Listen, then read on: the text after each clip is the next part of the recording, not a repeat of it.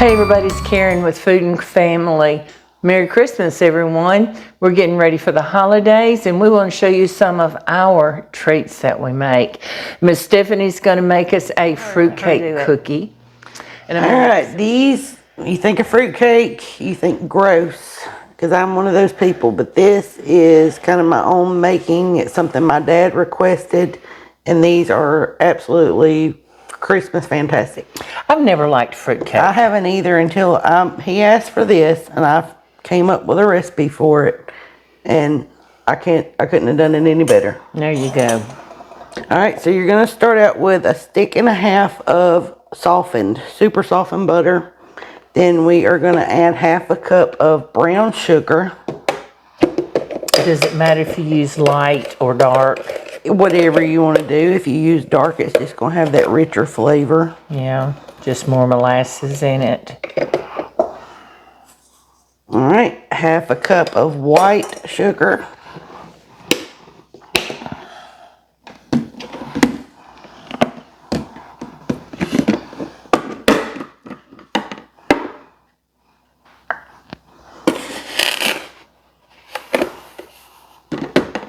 That's not much sugar at all.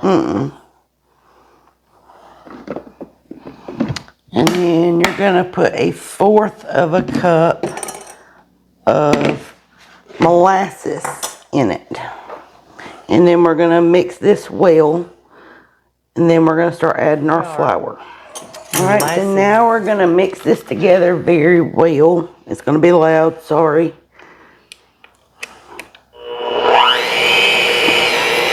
So you're just doing enough to cream the butter and the sugar. Yeah, just get all this mixed up well before we put our dry ingredients and fruit. So when you're creaming everything together, you're just incorporating all those sugars and the syrups, everything into each other. Kind of making it one component. Well, and you want to do your sugars, your wet ingredients, you want to do those together so that they're well incorporated. So that when you start adding your dry, you have what you need. Yeah.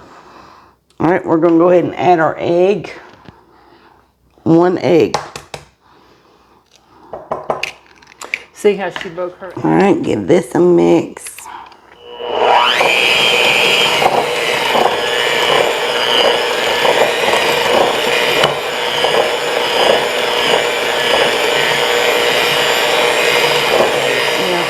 Now do you use the... Alright, now we are going to add our flour.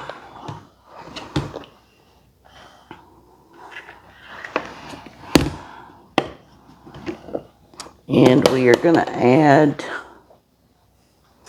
2 cups of all-purpose white lily flour. Oh, we love white lily. Y'all have heard us say it before. We love our white lily.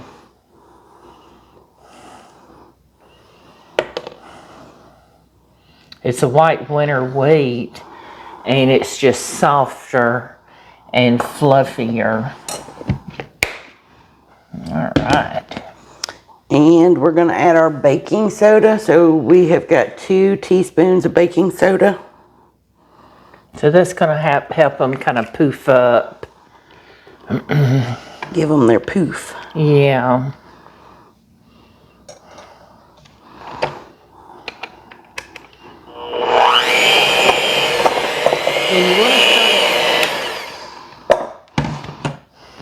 All right. Well, that's a pretty batter. I love that color. Oh, it smells fantastic. It does. Those molasses just stand out.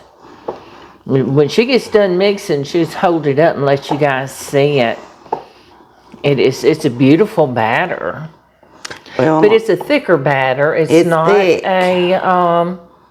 This is a very thick cookie batter. It's going to be a dense cookie. And it's got to be because we're going to add all this candied fruit. Alright, so now we're going to add 1.5 teaspoons of ginger. Oh, now we're talking Christmas. Half a teaspoon of ground cloves. Oh, you getting all the smells and good stuff in there. And half a teaspoon of cinnamon. Cinnamon goes a long way, and so does cloves. But oh, the smells are just fabulous. Oh, and it's already getting into my nose. Oh, I can smell it. That was the molasses. Yes. You spread that on some toast and eat it.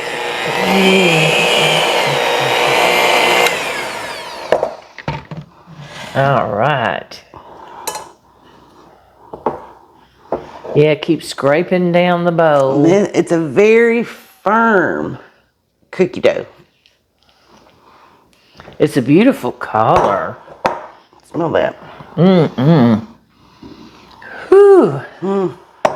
That ginger and those cloves, cinnamon, that's all the holiday smells right there. Alright, so now we've got a half a cup of candied orange peel. And on the dried fruit, you can use, if you don't like something, you can make it your own, do something else. There's not a wrong way to make cookies. Half a cup of chopped green and red candied cherries.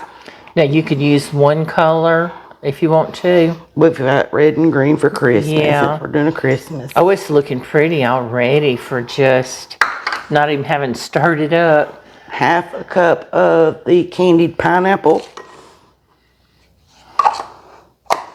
And half a cup of chopped pecans.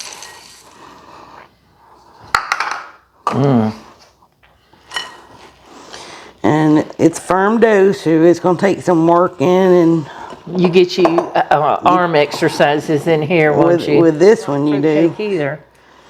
Oh, how. And there is your finished cookie batter. Ooh, isn't that beautiful?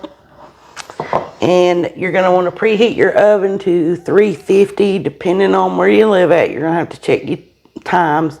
We're going to do them 15 to 20 minutes. And these are just spoon dropped on parchment paper on a sheet pan. Okay, so let us get everything together and let her get situated with her pan and scoop, and we'll be right back. All right, we are ready to scoop some cookies. The temperature, I told you incorrect. It's not 350. You want it at 325. And we're just going to drop these on parchment. So that's cookie scoop size. And you can make these any size you want. There's no wrong way to make cookies. Now, do you come back and flatten them, or do you just leave them in the... Just leave them be. And, okay, and they'll do their own thing. Yep. And you put them about 2 inches apart. Alright, we have got batch 1 done. I'm going to stick these in, check them in 15 minutes, and see what we got. Alright, so we'll be back in Bill, 15 minutes for us, but it'll just be a minute for you. So Alright, we have got our cookies out of the oven, cooled, and plated. And here's what we got. Aren't they beautiful? You got your red, your green, your nuts. Those red and green looks like little jewels on it. Now she took it out of the oven and put it on a cooling rack, and it doesn't take long for them to cool, and then slipped them onto this platter. So and with her oven, we did have to go closer to 20 minutes. It took them a little bit longer, but this is what we got. Yeah, depending on your oven, 15 to 20 minutes, 325.